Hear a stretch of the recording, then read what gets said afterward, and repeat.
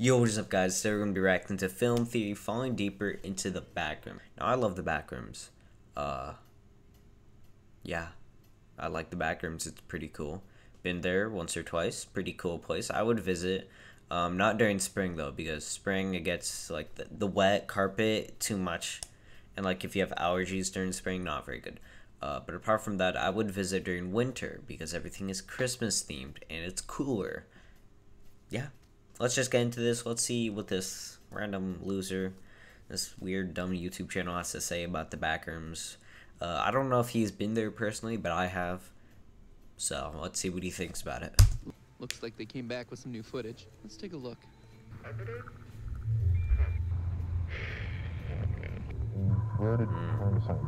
Been there.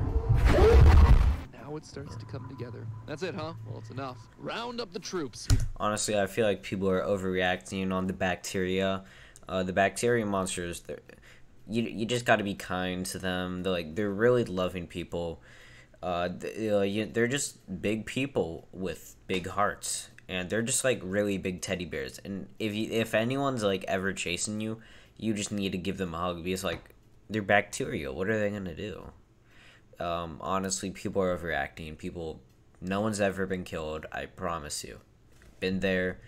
My employee, one of my employees was bacteria. So, just putting that out there to any anti-bacteria people, any racists. Hello, Internet. Welcome to Film Theory, the show that wants to no-clip into your subscription feed. Yo. Today, I once again find myself trapped in the endlessly soggy hallways of the Backrooms. Just get out. Horror series produced by Kane Pixels and available right here on YouTube.com for why the be low trapped? price Just get of out. free. The last time we enrobed ourselves If you're trapped, in its just get putrid out. yellow wallpaper, we concluded that the world of the Backrooms seems to function a lot like a level map in a video game. You know, Yeah. in a video game, there's a set map that you're able weird. to explore, and that there are walls or invisible boundaries that make sure that you stay within the acceptable area of play. Well, the way I see it, that's the real world here in Kane's series, the bounded area that humans are allowed to play in. However, video games also have tons of things that are hidden in spaces outside the boundaries of those levels. Unused ideas, spare assets, cut content. You want to know why FNAF Security Breach's file size was so huge when the thing first came out? Something like 80 gigs of content? Well, Yeah. there's just piles and piles of cut stuff.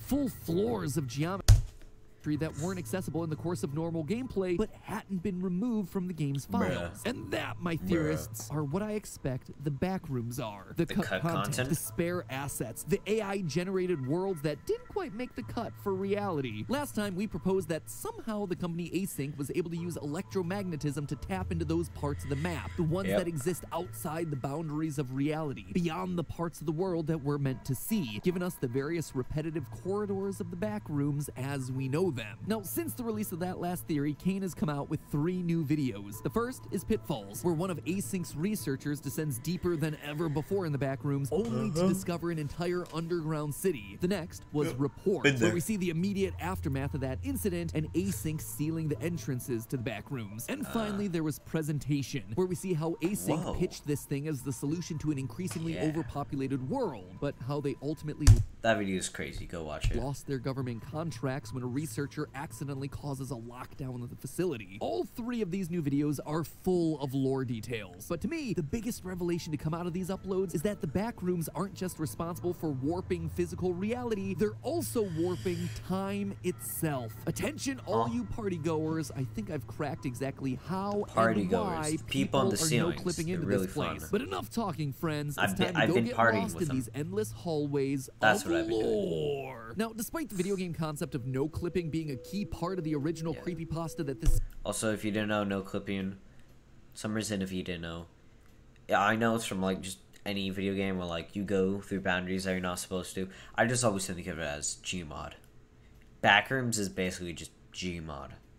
If you search up Gmod, that's the Backrooms. Series is based on, Kane has yet to explicitly reference any video game terminology. However, after watching this new slate of videos, I'm more convinced than ever that we're still on the right track. For example, let's take a closer look at Pitfalls. In it, we follow researcher Marvin Lee as he falls to a deeper level of the facility, only to discover a full neighborhood underground. And I do mean full. Streetlights, houses, trees, all of it. Well, Fences. all of it except for people. There are no signs of life here. So either an entire empty town fell into the back rooms, or this is yet another example of an unused or incomplete level. And when we do get to enter one of the houses, things are just slightly... Who's making these levels? Like, God, if you're making this, you're doing a pretty bad job, no offense. Off inside. There are 6 inverted street signs just hanging out in the middle of an empty room. Almost like a level designer intended to put them out on the street, but instead just moved them out of sight into the house. Making things even stranger, though, the house has a single hallway leading straight back. It's like the uncanny valley of architecture. It's clearly meant to be a house, but it just doesn't nail it. Almost like it'd been designed not by a human, but rather by an AI. Something that's trying to mimic a human home, but without fully understanding the flow and function of the various rooms and hallways. But of course, it doesn't end there. If you followed the Backrooms at all, you know that Kane likes to hide a bunch of secrets in the descriptions of his videos. And 2 of the new uploads, Report and Presentation, link to secret unlisted uploads. The first of these is titled This. I'm just gonna call it Numbers, because saying a long string of random digits every time is gonna be a pain. 978. This Numbers video seems to be footage from a traffic camera on a highway. Nothing too out of the ordinary, right? But then, about 22 seconds in, we see a car no-clip through the ground. Not only does this tell us that literally anything can wind up in the back rooms, including large vehicles like cars, but I think we might be able to figure out who was actually in that car. Back in the upload Missing Persons, we see posters for multiple people who have disappeared since the opening of the back rooms. One such poster is for Margaret Watson. On the street. Poster of the bunch that describes not only her physical appearance, but also her car. Her car is a 1987 Ford Escort. And wouldn't you know it, but when you compare the footage from Numbers to an 87 Ford Escort, they have the same boxy appearance. I wouldn't be surprised if this is meant to be footage of Margaret Watson no-clipping into the back rooms on December 2nd, 1989, that's really smart. along with her car. No offense to Kane Pickles, but this is gonna sound really rude, but I didn't know he was that smart to like put things in the older videos. It could be a coincidence, because like some of the stuff, like just like with Scott Cawthon, it wasn't like planned from the beginning. So I thought just like how most people made stories, they just like big internet stories, they just didn't really plan it from the beginning. But it seems like he actually planned a lot of it. But that's not all that we can get out of the secret upload. The digits in the title of Numbers obviously aren't meant to be random here, but what are they? All our usual suspects are out. A serial Ciphers number. don't seem to work, it's not a phone number, and it doesn't seem to be long enough for hex code either. Nope, Kane decided to get even more creative with this one. That series of 13 numbers is actually an international standard book number, an ISBN. These are unique numeric codes used to identify books. Kind of like serial a number for a book. And 978-0415263573 is linked to a book written by Charlotte Perkins Gilman, the literary classic The Yellow Wallpaper. Yellow wallpaper, you say? Yo. If you've never had to read this for school, or even if you did have to read it for school and you didn't, this was a landmark piece of feminist literature about a woman slowly going insane after being forced to stay in a room with ugly yellow wallpaper. She begins to see moving shapes and people within the wallpaper, and she believes that the ugly yellow color stains everything that it touches. By the end, the woman has peeled all the wallpaper off the walls trying to help the person that's trapped inside, only for the woman to then believe that she's become that person. Now, there's a little direct correlation between the short story and the Backrooms videos, but a lot of its ideas are clearly present here. For example, as we see in Pitfalls, the bacteria monsters can mimic the voices of their victims. Hey! It's ugly. Can you hear me?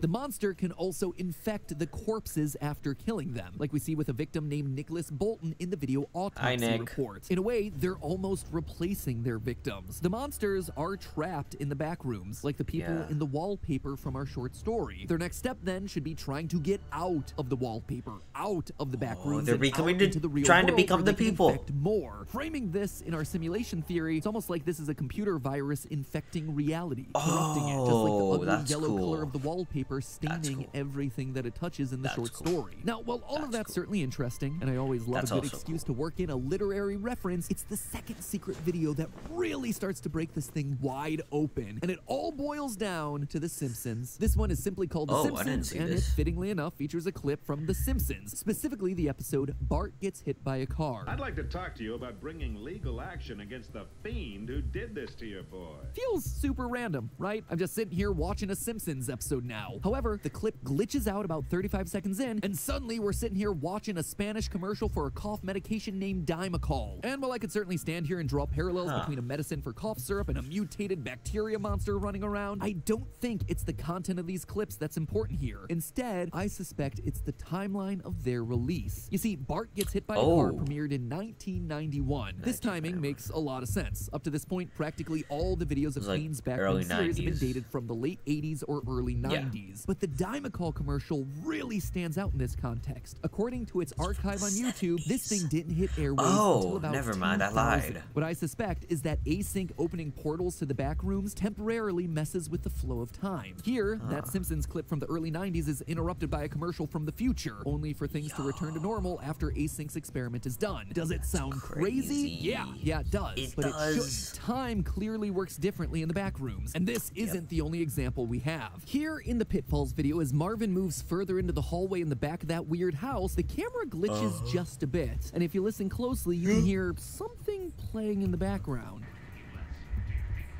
Repeat, Marvin, do you copy? Did you hear it? It's really hard to make out, but if you listen carefully, it's actually a news broadcast from when Cuba and the United States reopened diplomatic relations. Let's compare. What? Make the trip to the U.S. Do you think that your current president, President Castro, will come visit the United States? Repeat, Marvin, do you copy? That specific broadcast, it didn't happen until July of 2015. The date of Pitfalls, meanwhile, is 1990. In this short scene, we're actually hearing news from 25 years in the future. This might sound really bad, but imagine it's like the 90s, and you get one of those little time jump things, and on the TV it shows like 9/11. Imagine how weird that would, and that's a weird example. Like the Titanic, literally any huge historical event of something bad happening. That'd be crazy. Or in the future. 3000, been there.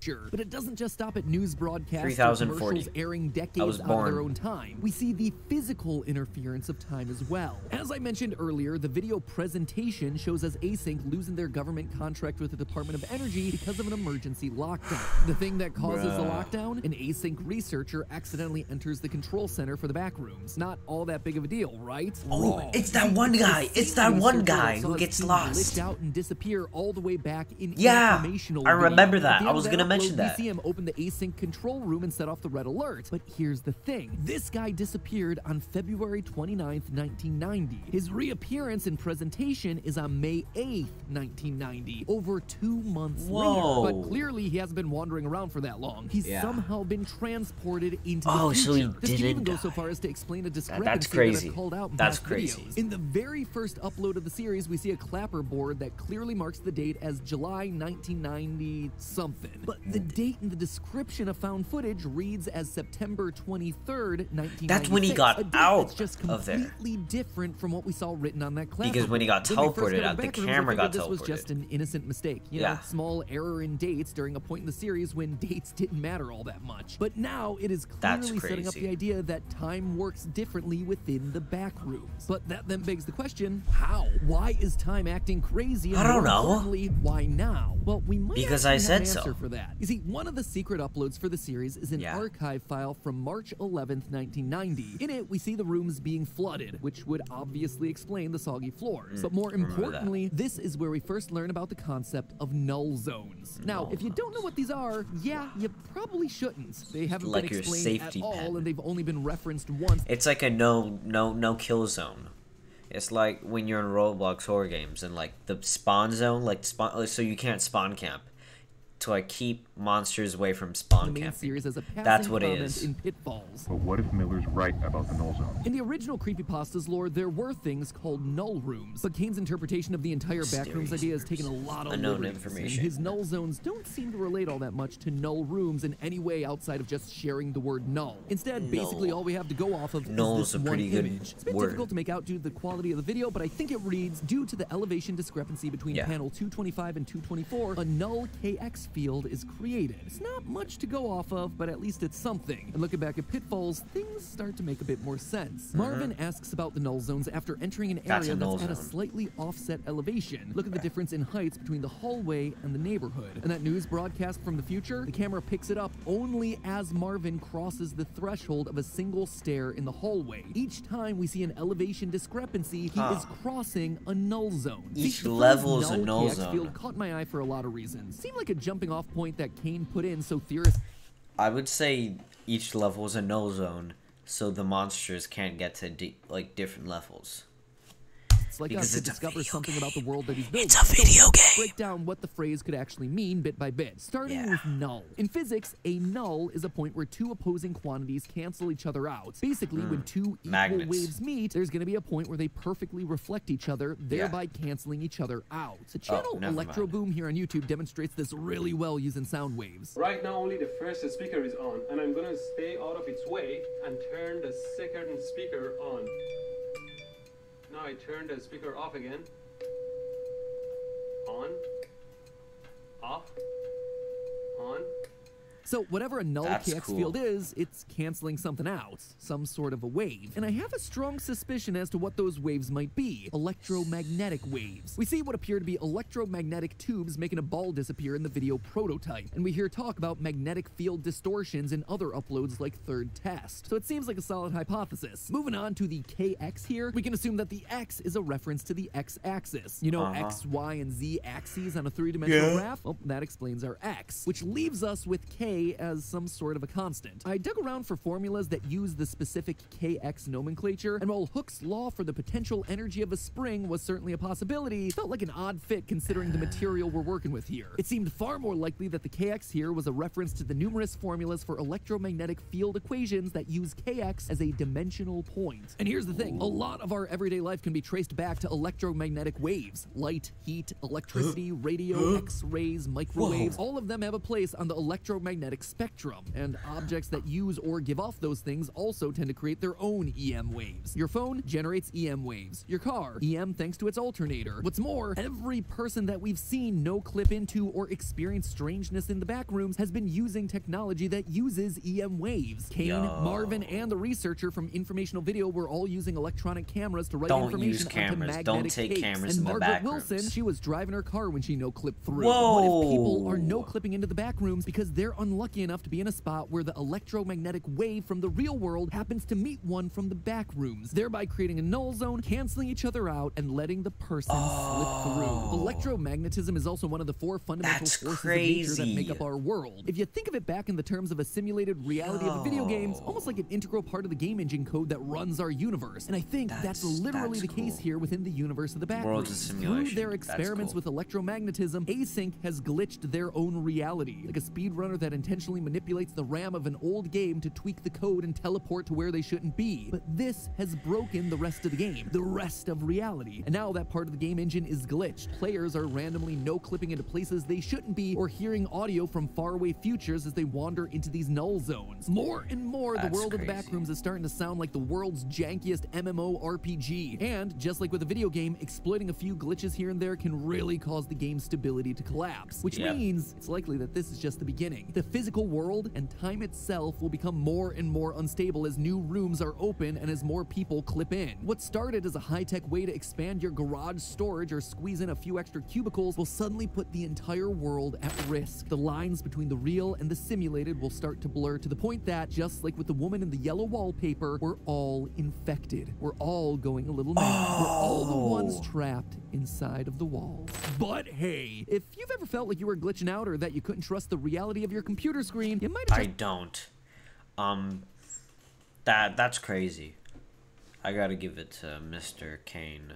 He is a very smart man. I don't even think I could make something like that. I think I could, but like the amount of wumbo jumbo that's in that's a lot of wumbo jumbo. I'm not used to having that much wumbo jumbo. FNAF doesn't even have that wumbo jumbo. Honestly, currently, like right now, like not in the future, like right now, like currently, like 2022, I would say this lore is better, and the Mandela catalog. FNAF has just been like a recently. But yeah, very good. Goodbye. Bye. Bye bye. Bye. Bye. Bye. Oh my gosh, 19.